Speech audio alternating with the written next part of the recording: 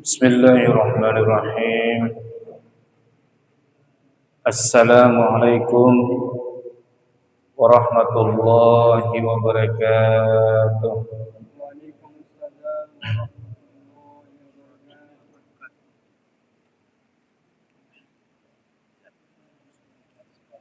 Alhamdulillah alladzi 'allama bil qalam 'allamal insana ma lam ya'lam. Allahumma salli ala Muhammad wa ala alihi wa sahbihi wa mawalah amma ba'd. Ma'asyiral muslimin jamaah maghrib as'adakumullah. Alhamdulillah kita bermuajah kembali di tempat yang mubarakah ini dalam rangka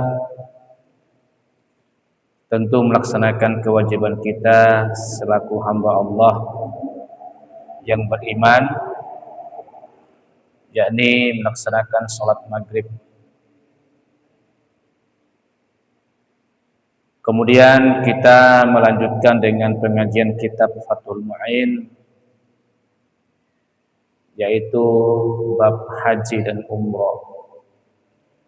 Salawat dan salam senantiasa kita aturkan kepada baginda Nabi besar Muhammad sallallahu alaihi wasallam. Jamaah yang dirahmati Allah Subhanahu wa taala, ini pertemuan kedua pada pembahasan bab haji dan umroh. Kemarin kita sudah bahas bagaimana yang menjadi diwajibkannya orang itu melaksanakan ibadah haji. Ya, di antaranya adalah mustati', yaitu mampu, sebagaimana yang dituang di dalam surah Ali Imran ayat 97, yaitu walillahi 'alan nasi hajjul baiti man istata'a ilaihi sabila. Pada kesempatan ini kita akan lanjutkan apa-apa yang menjadi kewajiban bagi jamaah haji wanita. Wasurita lil wujubi 'alal mar'ati. Jadi bagi kaum wanita itu, di samping syarat-syarat yang telah disebutkan tadi di atas atau sebelumnya, ia ketika bepergian disyaratkan bersama laki-laki mahramnya. Jadi sejatinya itu harus ada mahramnya. Ma zukira ayyah ruja ma'aha mahramun au zaujun. Ya, jadi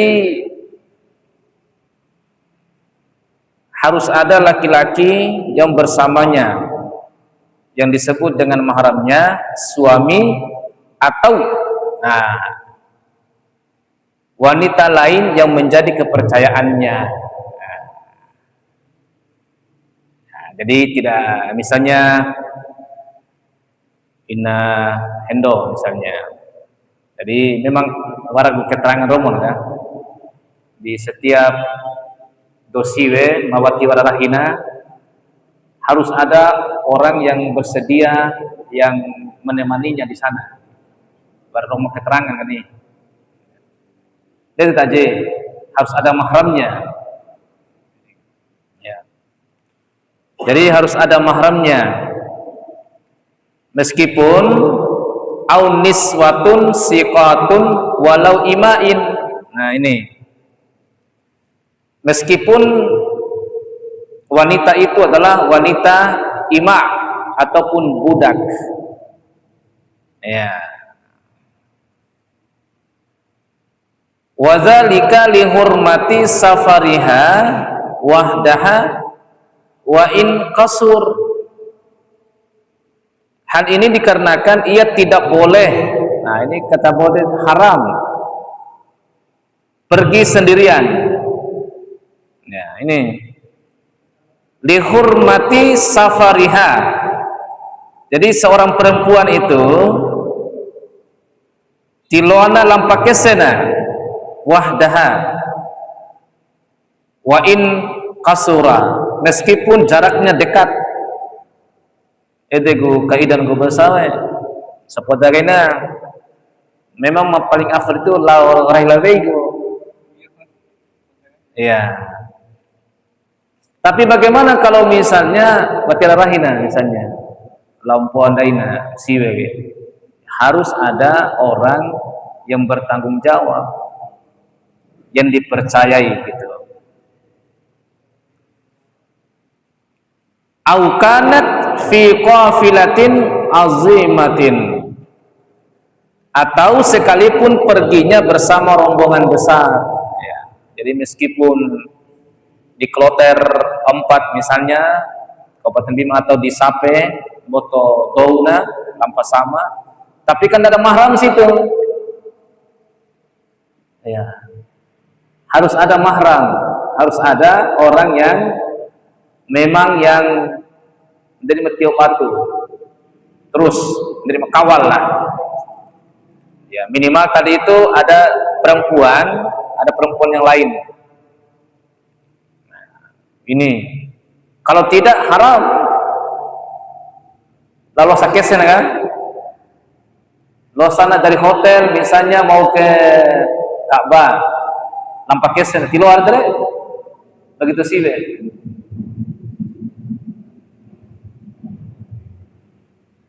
Walaha bila wujubin,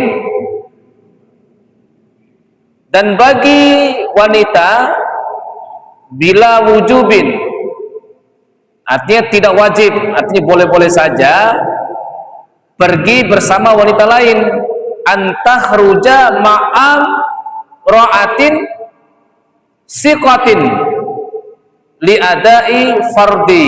Nah ini fardil islami. Akhirnya udah diperhatikan. Jadi boleh saja dia itu pergi, tapi tetap bersama wanita lain yang dapat dipercaya, tentunya ini yang dimaksud tadi itu untuk menunaikan yang fardu, kefarduannya. Itu dasar kan nih. Kalau yang fardu Pak, bagaimana kalau yang sunnah? Nek lau kerabi mas sunnah. Ini walaisa lahal khuruju litatawwu'in. Nah ini. Akan tetapi jika ia menunaikan kesunahan atau ibadah sunnah eselo haji ini kan, maka hukumnya tidak boleh. Sekalipun bersama wanita yang jumlahnya banyak dan jaraknya dekat, serta wanita yang buruk rupanya. Walau ma'an niswatin kasiratin wa in kasura safaru au kanat sauha'a. Nah itu. Jadi hati-hati, kecuali memang para mahramnya kita ini.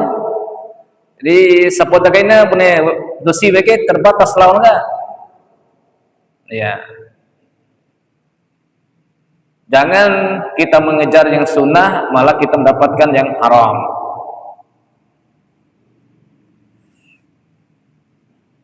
Kemudian wa qad sarrahu bi annahu yahrumu 'alal makkiyati tatatawwa'u bil umrati minat tam'im, ya minat tan'im ma'an nisa khilafan liman naza'a fihi. Ini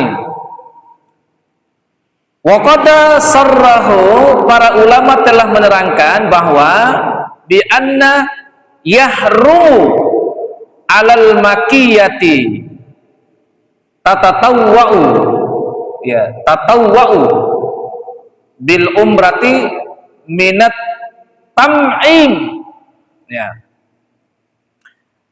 Jadi bahwa bagi wanita penduduk Mekah, do Mekah pakai gini, lain di Indonesia, dalam keadaan bersama-sama wanita lain adalah haram menunaikan ibadah umrah sunnah dari tanah Tan'im. Tan'im ya, yang perbatasan itu mikot. Mikat itu perbatasannya tanah haram. Mikat atau batas kita mulai niat ihram itu masuknya Tan'im, ya. Tapi akhirnya dari wanita Mekah begini, ya. Mikat itu mulai kita menggunakan, mulai di situ kita mulai niatnya, mulai kita pakai ihramnya, yang mulai haji lah, karena sudah perbatasan di situ mulainya. Mikat itu ada mikat makan, ada mikat zaman, ya. Di situ batasnya, batas tempatnya mulainya dan batas waktunya. Lain halnya dengan pendapat seorang ulama yang menentang pendapat di atas. Jadi ada juga ulama, tapi ini makanya dari wanita asli Mekah pakai ini.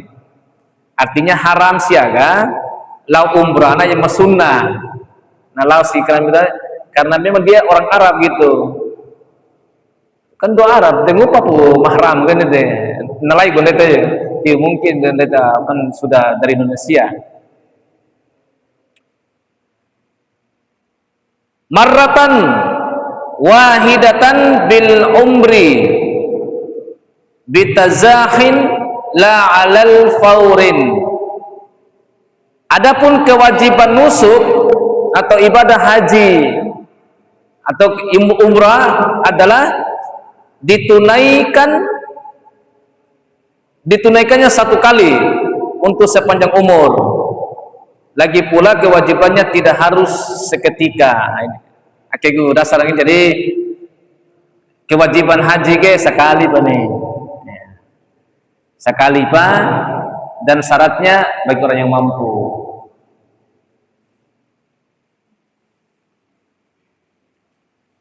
Naam, memang demikian. Innama yazuzut ta'khiru bisyarti azmi alal fi'li fil mustaqbali wa illa yatadayyaqa alaihi binazrin au qada'in au khawfi bin au talafi malin biqarinatin walau da'ifatin. Kebolehan menunda nusuk, nah misalnya tunda haji, atau misalnya para masalah tahun ini tunda hajinya, nah disyaratkan harus ada azam, jadi ada maksud lah, ya, karena memang ada masalah gitu. Menunaikannya di tahun depan, jadi nggak boleh lama. Kalau menunda itu kan sudah sanggup guys, sudah siap. Apalagi Indonesia misalnya Allah Sengarana, ya tundanya tahun depan, jangan terlalu lama. Dan waktu harus tidak sempit pelaksanaannya lantaran menunaikan nazar atau qada. Khawatir sakit lumpuh atau harta rusak dengan adanya pertanda qarinah walaupun kecil sekali. Nah, ini ada pendapat ini. Wakila, ada yang mengatakan atau ulama mengatakan yajibu alal qadiri alla yatrukal hajja fi kulli khamsi sinina li khabari fihi. Jadi ada yang mengatakan bahwa wajib bagi orang yang mampu lagi domawau itu melakukan haji setiap 5 tahun sekali. Jadi setiap 5 baga setelah balik sekali haji nanti akhirnya pala lain Indonesia tiba kone dong waktu haji tiba una lau dalam waktu 5 bulan nanti akhirnya kaidah yang dulu ini ya. Tapi ini pendapat juga, jadi katanya bagi orang yang mampu melakukan haji itu baik secara material, mental, segalanya sudah siap, maka baginya itu wajib melakukan 1 kali dalam 5 tahun.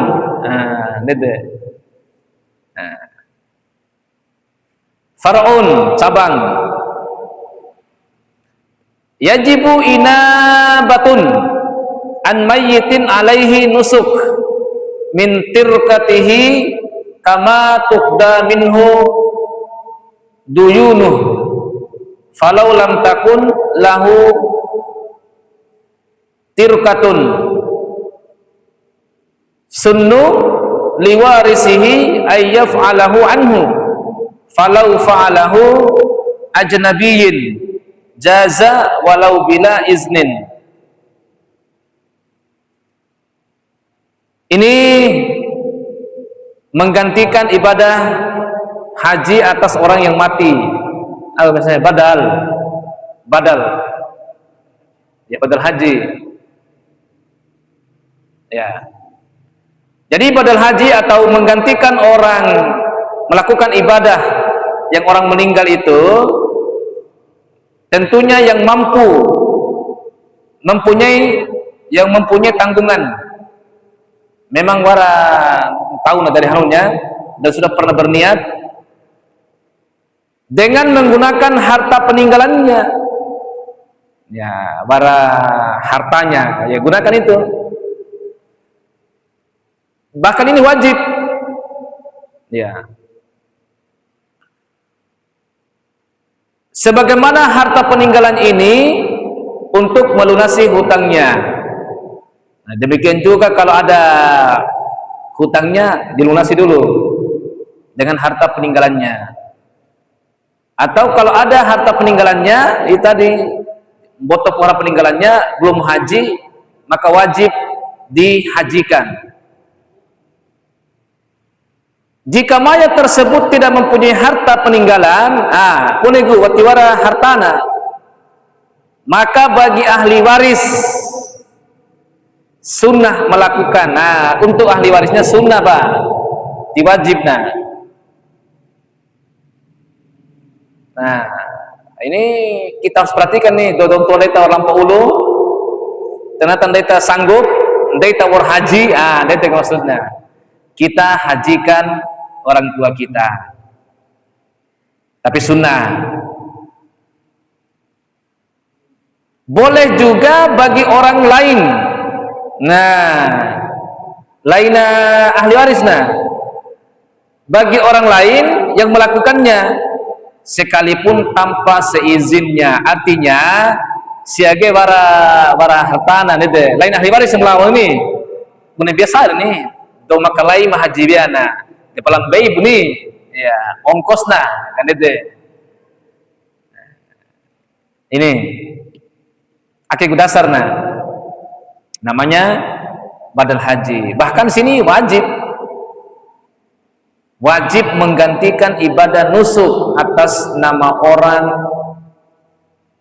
meninggal ya, yang mempunyai tanggungan ibadah atau tanggungan nusuk ya, dengan menggunakan hartanya. Kemudian wajib pula atas nama orang asing atau bukan orang Arab yang tidak akan mampu secara fisik untuk melakukan nusuk. Nah, siage kan makannya domad ya kege, domaden jadi CPB haji ya. Tetapi bagi orang di luar Arab, pendai tage itu juga wajib hukumnya. Kalau dia itu memang secara fisik berarti dua walau palawara pipina.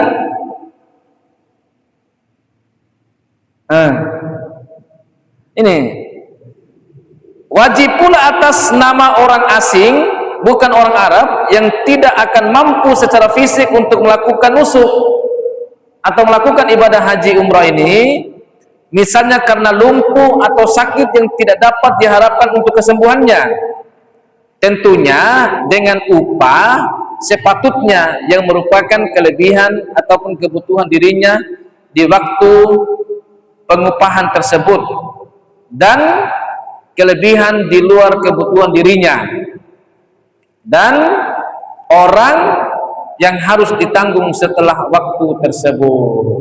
Ini jadi kalau meskipun jangan kalau mampu secara material tetapi ternyata lumpuh dan sebagainya, ya jangan diam saja, kita harus mencari orang untuk dihajikan bagi orang yang sudah tidak mampu untuk pergi haji. Tetapi bagi orang yang mampu pergi haji sendiri, maka wajib baginya untuk pergi sendiri. Itu kaidahnya. Jadi mungkin kita beranggapan debati wajib mata ke ustaz karena wati wa ulau kesumpuk mata ke ndak. Kan war hartamu. Sewa budau ni, sholat budau ni, dia haji ya. Kan itu. Ya? Benar? Iya.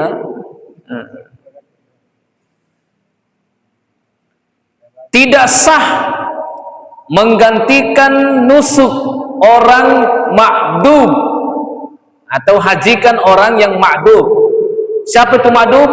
Orang yang tidak mampu melakukannya secara fisik tapi tanpa seizinnya.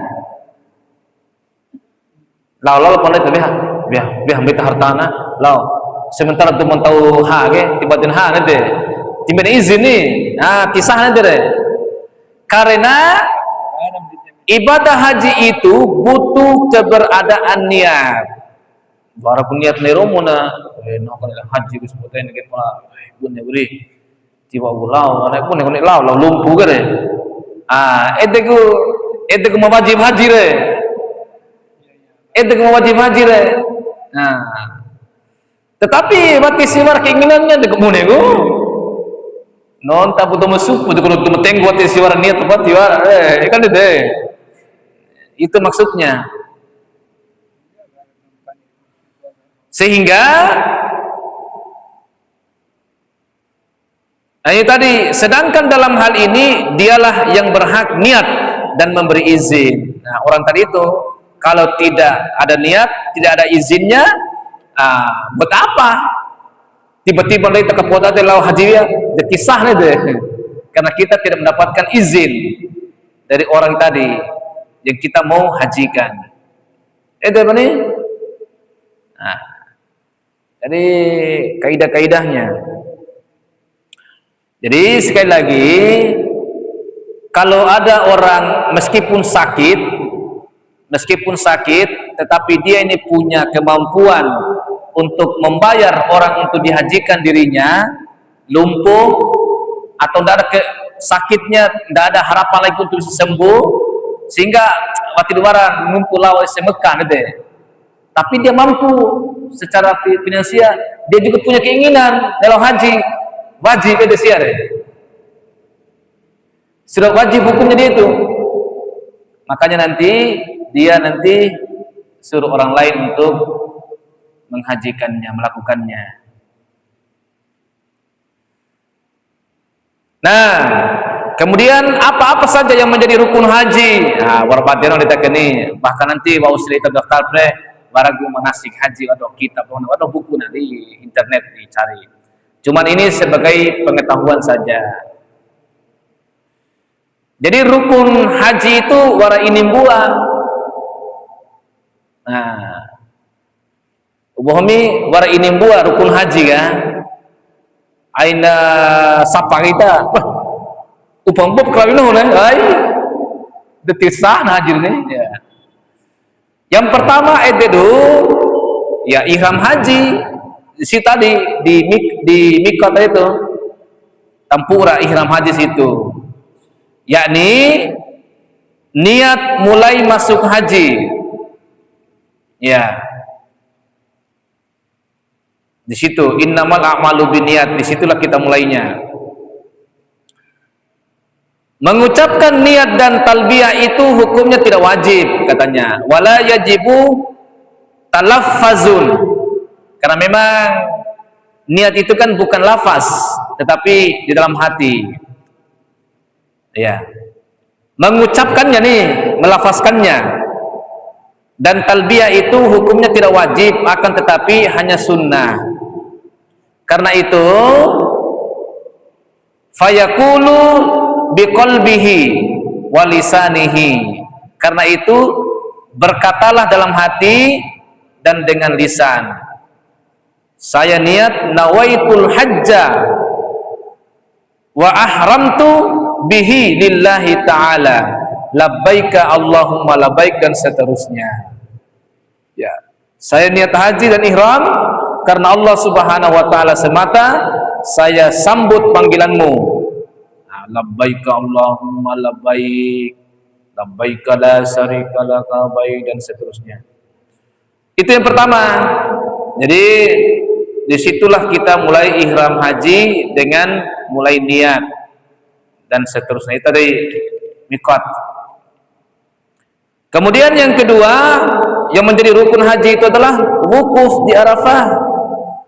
Awati si wukuf manggilau maru ya tisah haji berarti orang ngena purumba ya. Wasanian wukufun bi Arafah ay huduruhu bi ayyi juz'i minha walau lahzatan walau kana naiman au maran. Ya. Jadi yaitu hadir di Arafah itu sekalipun sejenak, ya, walau ya juz'in, walau lahzatan, walaupun hanya sebentar saja, di sudut mana saja dari tanah Arafah itu, sambil tidurkah ataupun hanya sekedar lewat. Ya, berdasarkan hadis yang diriwayatkan oleh Imam Tirmizi yang artinya perkara besar dalam haji adalah wukuf di Arafah. Ya. Walaysa minha masjidun Ibrahim alaihi salamu wala namirah. Kalau masjid Ibrahim dan padang namirah adalah tidak termasuk Arafah. Tiba-tiba kemana kita yang posisinya kene haji kita doh melau umrah pernah haji tempat ini para abu masjid Ibrahim sekitar Arafah ga para sekitar gak kali ya masjid Ibrahim dan padang namirah itu enggak termasuk Arafah. Itu ini bukan di situ ya. Artinya kalau kita berdiam di situ enggak sah karena itu tidak termasuk Arafah. Masjid Ibrahim itu tabu. Ya. Bagi kaum laki-laki, ya, yang lebih utama, lebih afdal adalah meneliti tempat wukuf Nabi Sallallahu Alaihi Wasallam, yaitu pada batu-batu besar yang telah dikenal. Di mana itu? Di lembah Gunung Rahmah atau Jabal Rahmah. Ya, ini. Wal afdalu lizakari taharri mauqifihi sallallahu alaihi wasallam wa huwa inda sakharati al-ma'rufah. Itu tadi.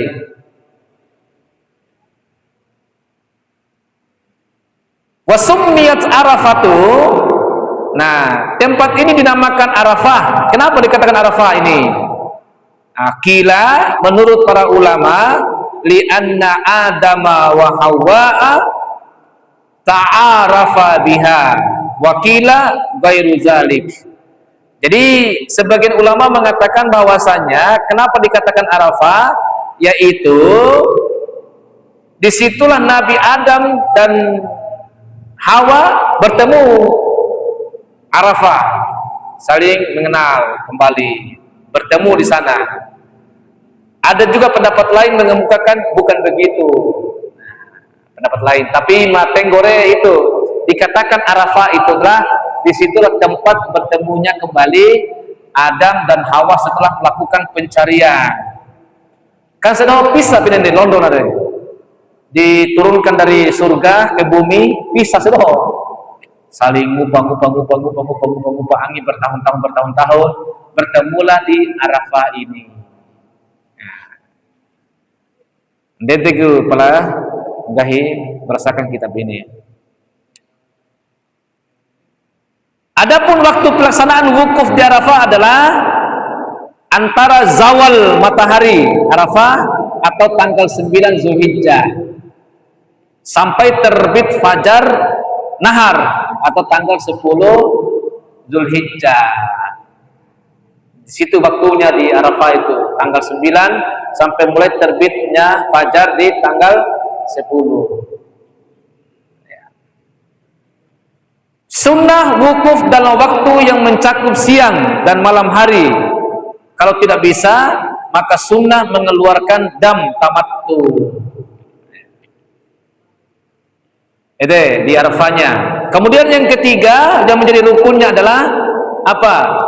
Tawaf ifadah. Karena ada juga tawaf makalai, tawaf karena kudum. Nah, tawaf kudum itu sebelum di Arafah gitu masuk, apalagi yang melakukan haji tamattu kan tawaf usia ada umrah makanya tawaf kudum, tawaf apa namanya penyambutan. Tetapi kalau tawaf ifadah itu ya rukun setelah wukuf di Arafah baru dilakukan tawaf ifadah. Tawaf ifadah ya. Atau biasa orang menyebutnya dengan tawaf ziarah, atau orang juga biasa menyebutnya dengan tawaf fardu, yaitu tawaf fardu itu yang wajib. Kalau tawaf kudum itu kan sunnah, nah itu orang menyebutnya dengan tawaf fardu atau menyebutnya dengan tawaf ziarah, nah, selain dengan tawaf kudum. Nah, tawaf ini waktunya dimulai malam hari nahar itu tanggal 10 Zulhijjah itu malamnya itu sudah mulai. Nah, tawaf ini adalah merupakan rukun haji yang paling utama sekalipun dibanding dengan wukuf. Nah, lain halnya dengan pendapat Imam Az-Zarkasi. Tawaf ini berapa kali? 7 kali. Iya. Setelah wukuf di Arafah dan mabit di Muzdalifah. Mabit itu nginap di Muzdalifah. Bermalam. Yang nginap nih bermalam. Nginap istilahnya nih bermalam kayak kemana? Mau juga dengai. Nek bermalam kami, nginap kami. Ya, namanya mabit gitu. Mabit di mana mabitnya? Di Muzdalifah. Nah, setelah itu barulah lakukan tawaf tadi, tawaf ifadah. Ya. Mau warna gambaran mata ini meskipun di Pulau Haji ya. Kemudian maka pakainya adalah sa'i. Ya, sa'i itu adalah lari-lari kecil tuh. Nah, lari atau kalau sekarang buat tilong raya kini war pada lampu nih. Ya. Tidak luar raya ke abu ya, luar raya bu, nonton raya ramah sih. Berapa kali ini? 7 kali. Di mana startnya? Di Safa sampai Marwah. Jangan terbalik. Nah, dari Safa ilal Marwah. Kan barang di Marwah ya. Ya. Nah, jangan bukan dari Marwah ke Safa, berarti mereka dere. Kalau misalnya kita putar start kita dari Marwah ke Safa, belum mereka dere, nanti tempuh Safa itu kan mereka mulai startnya. Nah, ini Safa Marwah, bukan Marwah Safa. Nah, 7 kali. Harus yakin. Bagaimana kalau kita kurang yakin? Ya kita lihat saja, boleh sampai ini, beda kali dah putar kan deh. Ya ambil saja. Oh, nah, yang diyakini, yakininya bisa 6, tambah pun. Nah. Makanya di sini dikatakan sa'i tersebut dilakukan setelah tawaf qudum selama dalam bulan Ramadan atau setelah tawaf ifadah. Apabila perputarannya kurang dari 7 kali, maka belumlah dianggap cukup, berarti sahna.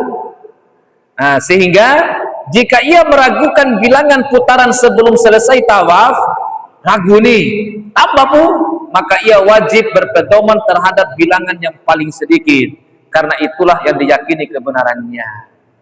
Boleh sampai gini, nah, mau rakaat atau rakaat deh, anggaplah kita ini salat baru 3 rakaat, jadi cukupkan menjadi 4 rakaat. Meskipun pada akhirnya, ternyata sampai nanti 5 rakaat, tidak masalah. Nah, sampai dia tahu begini, ragu nih, kita kembalikan, jadi kita tambah. Meskipun dari tadi wa ura lakukan pidu kali, tetapi karena ragu, maka ambil saja. Oh dia baru 6 kali, maka cukupkan menjadi pidu kali. Jangan sampai kita sa'ita hanya ini kali, wah, tidak sah sa'inya. Ya, safa, dari safa dulu. Pokoknya hitungannya adalah safa. Ya, safa marwah. Barang siapa melakukan sa'i sesudah tawaf qudum itu tadi, maka ia tidak disunahkan mengulangi setelah tawaf ifadah. Nah, kan setelah tawaf ifadah mau lagi-ulangi, enggak, tidak sunnah lagi itu. Bahkan dikatakan ini hukumnya makruh. Jadi mau usira tawaf ifadah kah? Sebetulnya wali lakukan lagi tawaf qudum, karena qudum itu artinya kan ini sebelum wukuf itu. Nah, setelah wukuf baru tawaf ifadah. Nah, makanya tawaf ifadah itu sebelum kita wukuf. Itu aja. Ya. Kemudian yang ada masalah itu, wajibu ayyabda'a fihi fil marratil ula bis safa wa yahtimu bil marwati. Nah, ini kewajiban dalam saya adalah memulainya dari safa, mengakhirinya di marwah. Ini jelas ini. Penjelasannya. Dasarnya adalah ittiba. Ini wajib mulainya dari marwah, dari safa dan berakhirnya nanti di marwah. Jangan terbalik.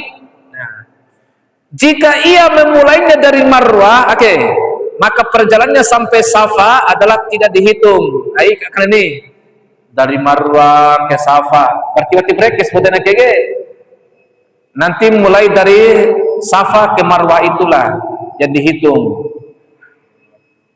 Lu waktu, ya. Sunnah bagi laki-laki mendaki di atas bukit Safa dan Marwah setinggi orang berdiri. Barang biasa pada pemutaran akhir sa'i, dan kesunahan bagi laki-laki dan wanita. Sunnah juga bagi laki-laki berjalan di awal dan akhir di tempat sa'i, serta berlari-lari kecil di tengahnya, seperti yang telah sama-sama kita ketahui. Yang kelima dan keenam ini kita lanjut besok. Yang kelima itu adalah tahallul. Artinya tahallul, lainnya.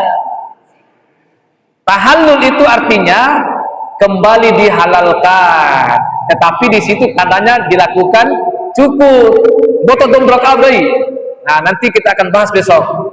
Tahallul itu artinya adalah dihalalkan kembali setelah ihram. Ihram itu kan diharamkan. Ihram itu adalah diharamkan. Tahallul artinya dihalalkan kembali.